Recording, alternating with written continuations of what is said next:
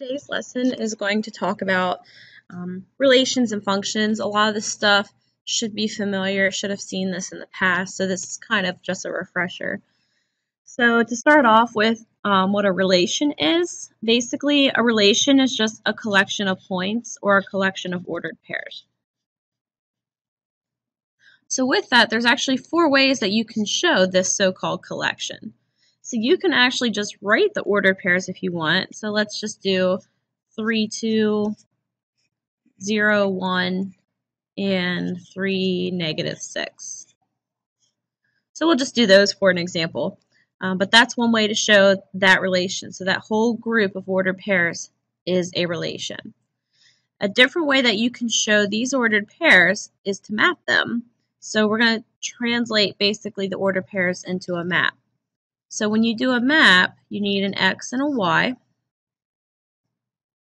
And I always draw circles around my values. You don't have to, but that's usually what I do. And then you list all your X values in the X circle. And you're not allowed to repeat. So even though I see 3, 0, 3, I can only write 3 and 0. I can't repeat 3. And then my Y values will be 2, 1, and negative 6. And then you have to indicate which X connects to which Y. So 3 will connect to 2, 0 to 1, and 3 to negative 6. So you should see the number of ordered pairs should match the number of arrows that you have. The third way is a table, and we've been doing tables for a long time, so that shouldn't be anything new. And just a reminder, you do repeat in a table. You don't repeat in a map. Or you can show the ordered pairs by graphing them. So you could show 3, 2, go right 3 and up 2, 0, 1,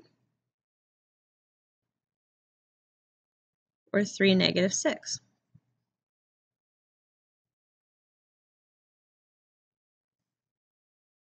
So basically in your homework, you're going to have to decide, maybe they'll give you a map and they'll say express these coordinates as a list of ordered pairs. So you have to list the ordered pairs from a map. They might give you ordered pairs and say express this relation as a table. So then you're going to have to construct a table and put your ordered pairs in that. So you just need to make sure that you can go from one thing to another. So sometimes relations are what we call functions, and a function is basically a one-way relationship between two amounts of something. So when I say one way, that means that every x value will have exactly one y value that matches up with it.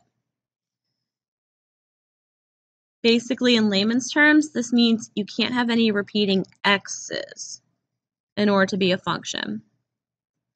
So if I have, say, 2, 0, and I have 2, 1, right here I like to call this a 2 timing x, and no one likes a 2 timing x, so it would not be a functional relationship. However, if you were to switch these, then it would be a function. You're allowed to have a 2 timing y, but you can't have a 2 timing x. So with word problems that are functions, you're always going to have a dependent and an independent variable, which we'll talk about in a minute. So for example, let's say we have a word problem and we're talking about the amount of allowance you get. So that's going to depend on something. Maybe it depends on number of chores. Maybe we'll talk about your grades in algebra. Well, that would depend on maybe the number of hours you study.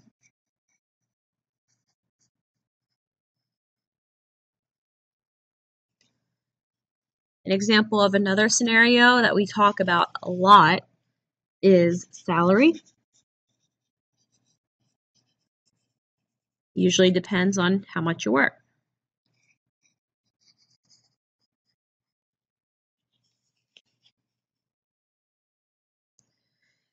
So when we graph these functions, we are going to use a coordinate plane. Again, this isn't new, this is mainly review. So it's just important that we know where the 4 quadrants are, the x, the y-axis, and the origin. So those should already be known. And just as a reminder, the origin is always in the middle. And the coordinates of the middle will be 0, 0.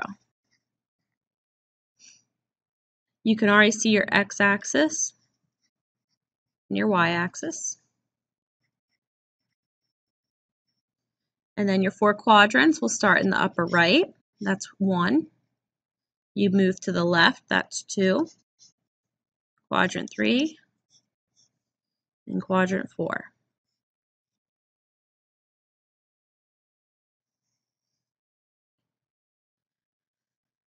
So when you're given a coordinate plane that does not have your x or y axes drawn, you have to draw them yourself. So I usually pick the middle of the graph in both directions, and I shade those lines really dark. And then it's always a good habit to label. And we're just going to plot our 4 ordered pairs. So we have 4, 3, -2, -4, 0, -2, and -3, 0.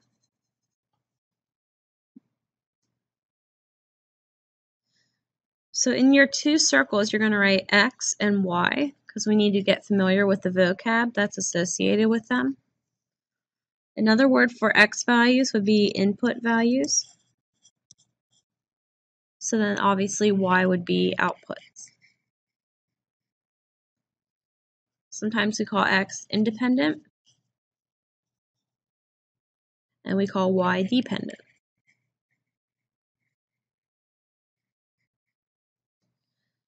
We can also refer to x values as the domain, and y values would be your range.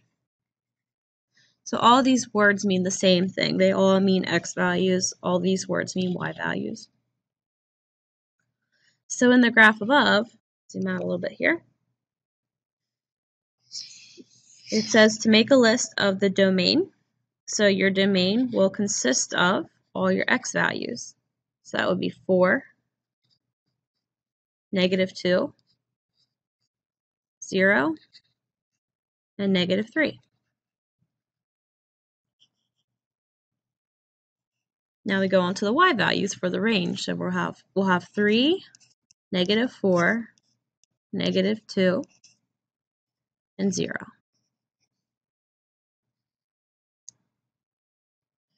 And then you're supposed to answer whether or not the relation is a function. So you just do a quick check. There are no 2 timing x's, so I would say yes, because no x repeats.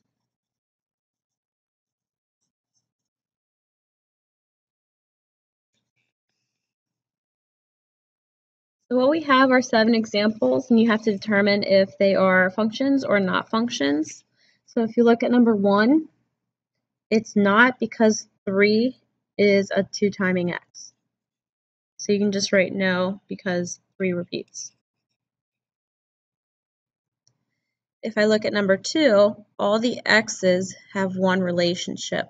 You don't look at the y column, only the x's. So 2, 3, 4, and 5 are all being honest, so it is a function. It's the same thing with 3. These are all different numbers, so it is a function. Last year, you probably learned about the vertical line test for an example like 4. So you just draw a vertical line, and as long as it only touches the graph one time, it is a function. If it crosses twice, I usually say it's double crossing. It's not a function. So just a reminder, don't count your axes as part of your graph. Okay? They are imaginary lines. They're in the background. They don't count. You look at strictly the red graph. So it looks like it will always pass the vertical line test. Number 5 is definitely no, because 4 repeats.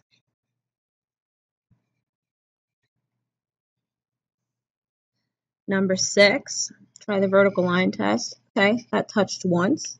Let me draw another vertical line. Oh, touched twice, it fails.